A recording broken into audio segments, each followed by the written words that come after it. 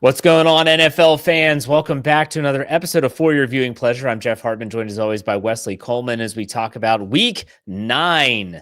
I don't care if everyone has a different midway point, 17 weeks, we're there, man. We are there. What's up, Wesley? How are you? It is. We're officially past the midway point. Yeah. I mean, obviously with some buys and all, some teams are right at there. But yeah, this is a real football season. Is we're getting to where we'll starting to examine some playoff races and who's in and who's out. Before we get started, is there any team, AFC, NFC, doesn't matter, that was like, man, like they're surprising you? Like, I did not see this coming. Is there a team that you would say is the biggest surprise at the midway point?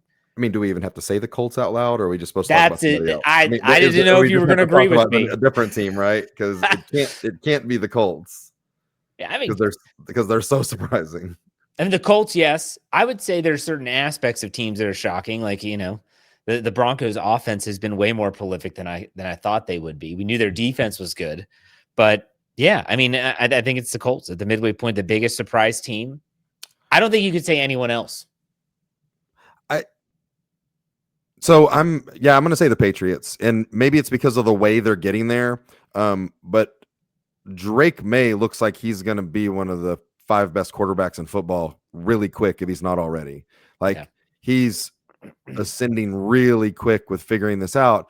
And I thought it was weird how like a few of these young quarterbacks from last year were anointed as starters. I mean, Drake May was anointed the starter for sure, but like he wasn't good last year. Like they won 4 games, something like that. Not many. And he played a lot of games. So to just think like, oh, and I know I'd said I thought that Vrabel was a great hire and they were going to have an attitude and they were going to fight and it was going to be close games. Like he's a good quarterback. So there's really good. So I mean, I guess at this point saying that the Patriots are in first place over the Bills is surprising.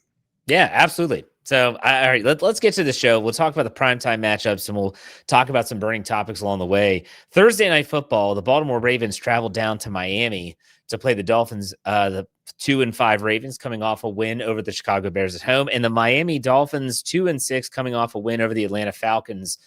This is in South Beach. Thursday night traveling is tough for the team on a short week. Before we even talk about this game, though, Wesley, I want to get your take on last week's scandal. I'm going to call it a scandal because I thought it was a pretty big deal. And yes, I hate the Ravens and everything about them, but still, what did you think about the Lamar Jackson? He practiced fully. He's going to play. No, he didn't. We're backing off that. What was your take about that whole situation? People that are not Steelers, Bengals, and Browns fans don't give a crap. But you should. You should give a crap. You should. Do you think it affected the outcome? I mean, the Bears have openly said they were planning on playing Lamar, and then they had to switch to Tyler Huntley. I mean, I think their play style is similar. Would they have rather it be done the other way? They were preparing for Huntley, and then I'm going to put that on the Bears. That's a Dennis Allen problem. If you were preparing for Lamar Jackson I get that. And couldn't within 48 hours figure out how to play against Huntley, maybe that's a you problem. I get it, but to me, it's not so much about the team. It's about, and this also comes in the wake of the NBA scandal, which is going on with the FBI investigating players and coaches. Like this is right up there. No, it's with... not just like that, but the NFL bases itself on transparency, right? They want you to know the specific injuries that are being reported. Go look at hockey. You're a Dallas Stars. Lower body. Yes, a guy gets hurt. He has an undisclosed injury. Like they can say that. They don't even have to say lower body. They could just say he has a bodily injury. No one knows what it is. He could have an organ removed or he could have turf toe. Who knows? But still, it's one of those situations where in the NFL, they thrive on the specificity of these injury reports. And I think for gambling reasons, that's the biggest issue here. That line shifted hard when Lamar Jackson said they said he was going to play, and then completely pivoted backwards when that changed. Well, now you're explaining to me in a way I understand of why this is a big deal. Yeah, gambling, you can't affect the gambling. When the NFL goes to bed with all these gambling outlets, you have to throw that in there. No, I was being serious. I'm like,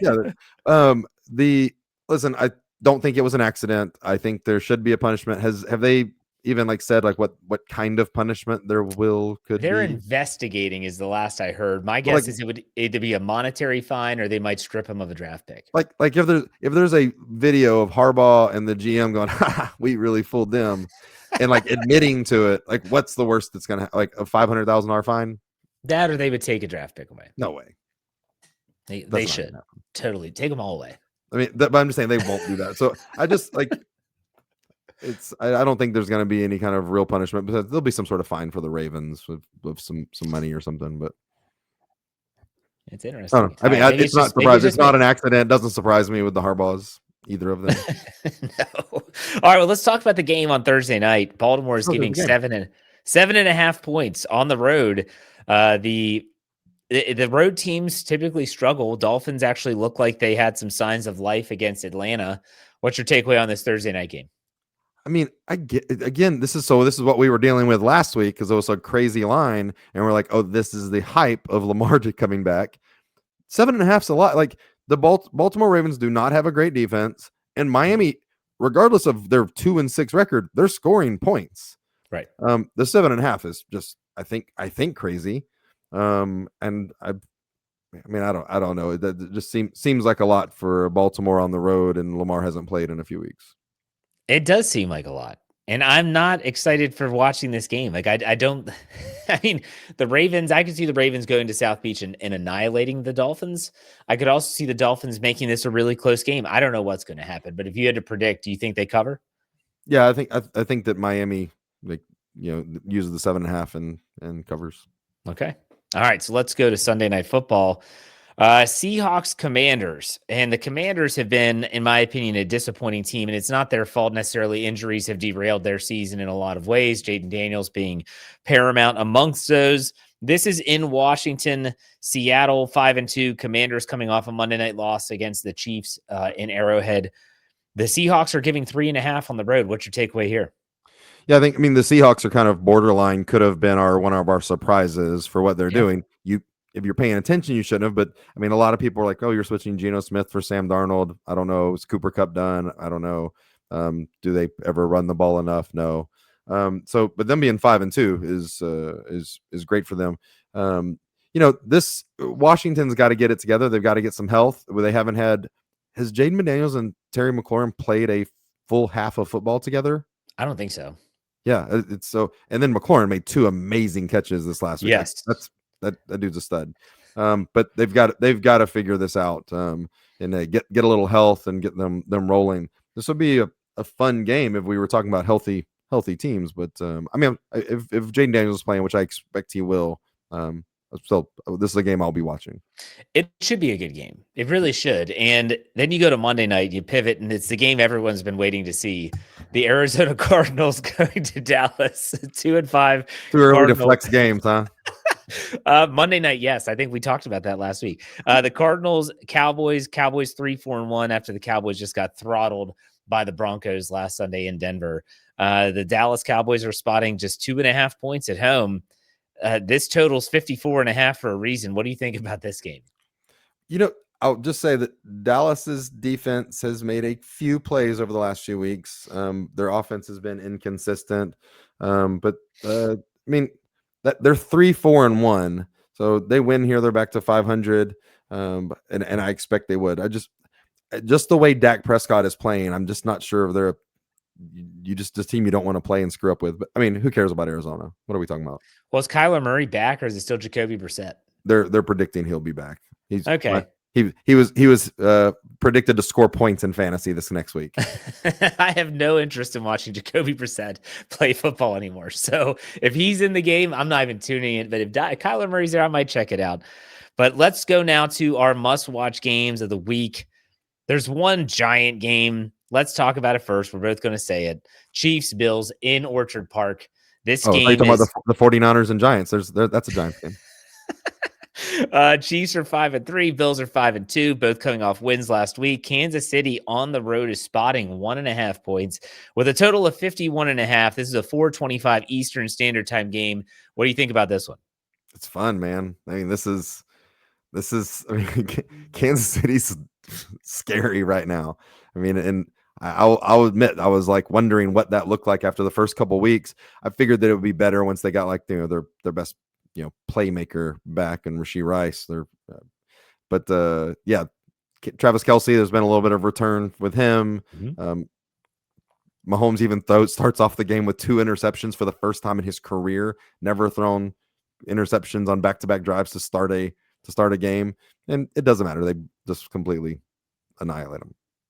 I don't know. I mean, the Bills looked really good. I mean, as against Carolina, Carolina did have a winning record going into that game last week, but still they blow their doors off.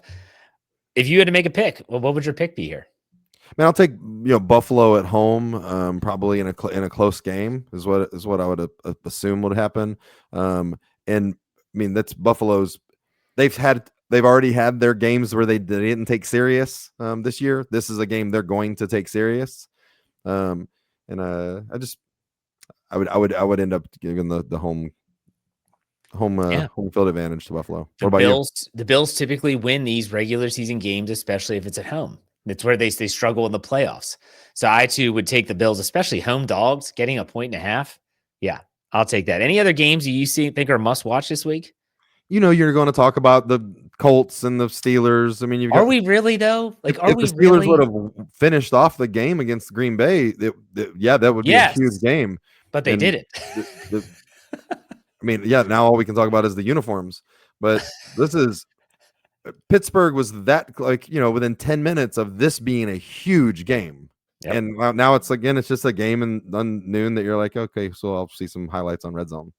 It kind of ruins that. But I mean, no, that's I mean, there's some intrigue that you can talk about with Atlanta, New England, if they're going to be able to score some points. And again, I think right now seeing what New England's becoming right in front of our eyes is kind of exciting. So seeing them play a team that's a little bit above league average and seeing how bad they can beat them is nice. I think that's probably about as close as we get to the must-watch games. We talk about some primetime matchups. So let's shift to the upset alert. A game that you're looking at, whether it's the betting line, whether you're looking at just straight up. Is there a game that you see as an upset possibility? As far as this for the it's Chicago Cincinnati. I mean, again, it's Bears only by 2.5, but this Cincinnati team's not bad. Yeah. Like Joe Flacco's putting it together, and there's a really decent team here. How is Chicago? Chicago is giving 2.5 points. That makes absolutely no sense to me whatsoever. I mean, absolutely no sense whatsoever. I was going to talk about this game. I was going to talk about how, you think about 1:00 kickoff, obviously on Sunday. You're talking about Bears. You're talking about Bengals. Bengals are coming off that only loss. They lost to the New York Jets last week. It's unbelievable. The Bears and Bengals. How are the Bears giving 2.5 points here? I just don't have no idea. Like it's the weirdest thing. I don't know. Let me ask you, as an AFC North team, are you looking at the Bengals now?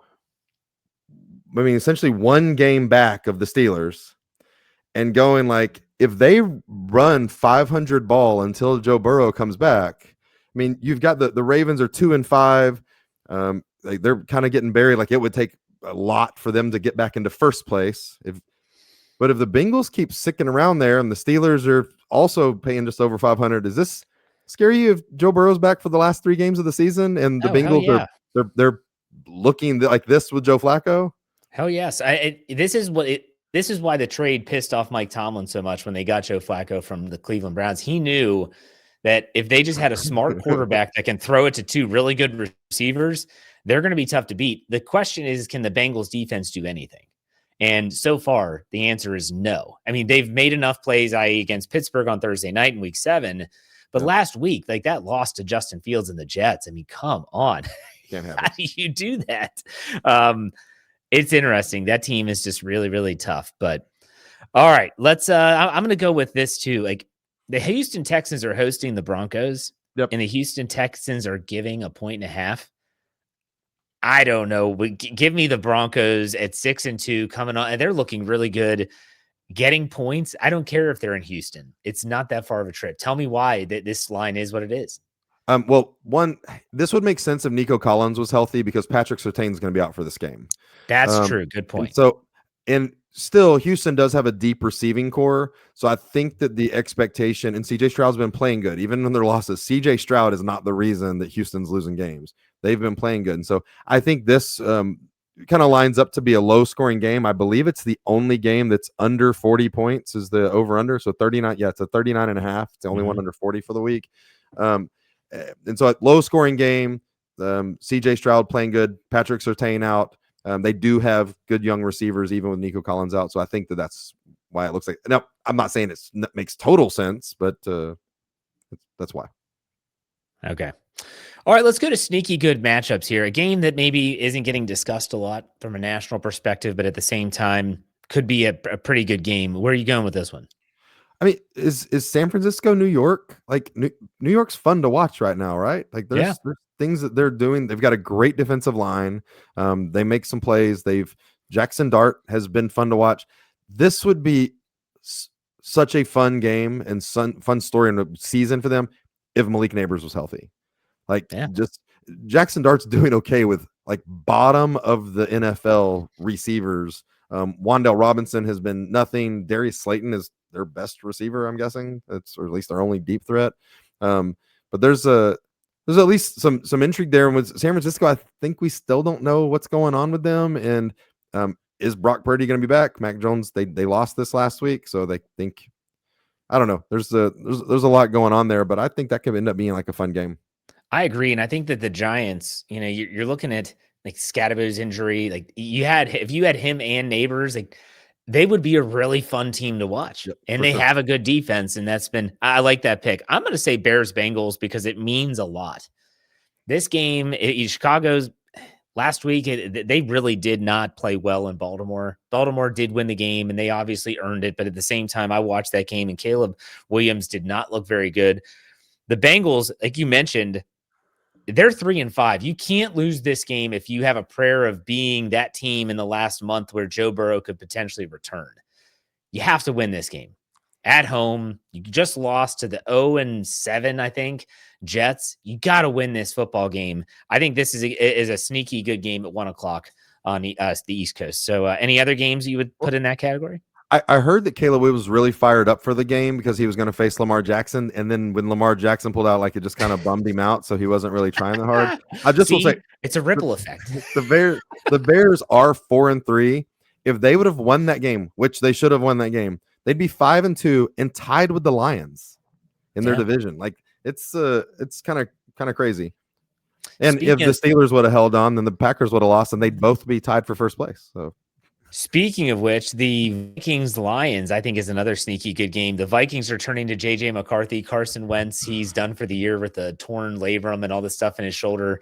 We're going to find out what he's got. He's spent the last 4 or 5 weeks on the shelf. Detroit looks really good. This is in Detroit. I feel like this is the last stand for Minnesota. This is the last stand for J.J. McCarthy. Well, no, there's no way they're going to say that. They're going to give him the rest of the year. No, that's what I mean. Now moving forward, this is the start of his last. I mean, this is where J.J. McCarthy's got to stay healthy because he's got 2 starts in his NFL career. A year and a half. He got hurt early. Yeah, he got hurt early this week. Yeah, because he didn't play at all last year. 2 or 3. So yeah, they listen, throw the ball to Jordan Addison and throw the ball to Justin Jefferson, and like it's somebody else's fault if it doesn't work out for you when you do that. I'm interested to see what Minnesota can do. And Aaron Jones, he did not look healthy when he returned last week, but I think it was good to get him on the field. He'll be healthier this week, and so I think that you'll actually see some running from Aaron Jones. I mean, if I'm Kevin O'Connell, I'm showing J.J. McCarthy tape of Joe Flacco in Cincinnati and saying, look, man, sometimes it's not that complicated. Read the defense, have a feel for what they're going to do, and throw it to really good receivers. Sometimes that's all you got to do. I mean, Justin Jefferson is right there with Jamar Chase as one of the best receivers in the game. And it's like, man, just you can do this. I bet we'll see. We shall see. All right, let's go to you can only watch one. I think we're both going to say Chiefs Bills. Or are you going in a different direction? It's not even close. Yeah. I didn't think so either. That's I mean, every other game I'm okay with like another being split screen. Yeah. I agree 100%. So now we go to the dud of the week, my favorite part of the show where I get to try and pick the cheapest tickets in the National Football League, in this case in week 9. All right. So I'm going to say Chargers Titans is up there. It is. That is the number 2. The bottom 2 are pretty far away from the other ones. Okay, so Chargers Titans is my first guess. I get 3 guesses. $23 per ticket there in Nashville. And okay. there's a ticket that's cheaper. There's a ticket that is cheaper. See, some of I try to bring like the recency. I'm going to say Cardinals Cowboys. Yeah, it's prime time. $18. Shut the front door. $18. Family of 5 for under $100. That is insane. All right, so I'm 2 for 2. So let's see if I can get the third one. There's 2 other ones that are between either 51 and 55. They're the only other ones that are below 75. It's actually the prices came up a lot this week. There's normally more games under 75. I'm going to say Ravens Dolphins on Thursday night. That is a $51 ticket. That is number 3. Your first 3 guesses. It's the first time you've ever done this. Yes. I mean correctly. First time you've ever done. Right. That's awesome. Okay, so that's $51. That's a big jump from 1 and 2. Yep. Right, the other one that was 55 was Saints at Rams, which that's more about the Saints than it is about the Rams. Right, because I didn't go with that one because obviously the Rams they normally do better in Los Angeles than the Chargers do as far as the ticket sales. Okay, so what's your dud of the week? I mean, there is one game that has a 13.5 point, spread, which, I mean, you're talking about the Rams and Saints with that one. Now, the only exciting thing I think about that for everybody is that the Rams look really good. They haven't played in a week and a half. They had the bye after coming out of London, and Matt Stafford's, looking like he's about to jump into the MVP conversation if he has another 5 touchdown, no interception game. We're assuming Puka Nacua will get back. So there's some exciting things to watch there, but that's one that you're looking at for a big blowout. I just have to say, though, that Jacksonville, Las Vegas, is just that was it. Who cares? That was it for me. The Jaguars in Las Vegas, the Raiders, Jacksonville spotting 3.5. Tyler Lockett's a free agent and chooses of all teams to go to, he chooses the Las Vegas Raiders. Make that make sense. There's other teams. I'm not saying he's hanging out with Pete Carroll. That's his dude. That's so weird. That's my dud of the week for sure. Jaguars, Raiders. And honestly, so is Panthers, Packers. I have no interest in it. We're back to underestimating the Jaguars again. I'll just say this, because if they win this game, they're 5-3, and they're getting lost in the Colts. Are fixing to be 8-1 and all that stuff. But this Jaguars team, you didn't let me just add that. This Jaguars team is like, they're this version of they're not the Bills, but where you just never know who they're going to win or lose to. Obviously for a little bit different reasons, but they got some super good talent there, and I don't know. Travis Hunter is getting better every week, so at least there's that to watch. All right. Well, it's been a good show, man. Why don't you plug what you got going on with the Dome Patrol podcast and social media handles? You can find me on X at WhoDatWesley13. Also Dome Patrol podcast or Dome Patrol PCast on X. But you can find Dome Patrol podcast on all of your streaming platforms. We're at the game this weekend, and it was all of us together from the show went to the game. We were in the Fans First Sports Network suite. The sirloin was great, by the way. Last time they kind of overcooked it. This time they did good. So I appreciate you ordering that for us. Hey, no problem. That and the wine went great. But James came over from London and went to the game. It was a good time. Where can we find you and your terrible uniform reviews? Well, it was bad at uniforms and the performance. It was not good, but still, you can find me on social media at Hartman, HARTMAN_PIT. You can also check us out at the Steel Curtain Network, wherever you get your podcasts. There's Steel Curtain Network, all social media platforms, and steelcurtainnetwork.com. But Wesley, that's a wrap on week 9. We'll talk next week. Getting ready for week 10. It's hard to believe. Have a good weekend, man. Yep.